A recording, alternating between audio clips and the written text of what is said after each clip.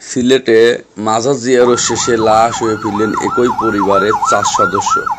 পটুয়াখালীতে চলছে শোকের ছায়া।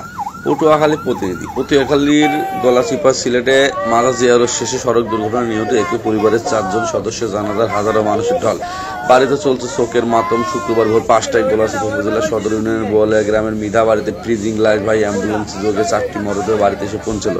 স্বজনদের আহাজারিতে আকাশ বাতাস ভারী হয়ে ওঠে। সকালে 10টায় হাজারো মানুষের অংশগ্রহণে নিহতদের নামাজের জানাজা অনুষ্ঠিত হয়। এরপর দাফন সম্পন্ন। উল্লেখ্য যে গত 2 মে বৃহস্পতিবার দিবাগত রাত 2:30টায় সিলেট হযরত শাহজালাল মাজার জিয়ারত শেষে প্রাইভেট কার্যে গ্রামের বাড়ি ফেরার পথে হবিগঞ্জের মাধবপুরে শাহপুর হরিতলা ঢাকা সিলেট মহাসড়কে ট্রাকের সাথে মুখোমুখি সংঘর্ষ হয়ে একই পরিবারের 4 জন সদস্য ড্রাইভার সহ মোট 5 জন নিহত হয়।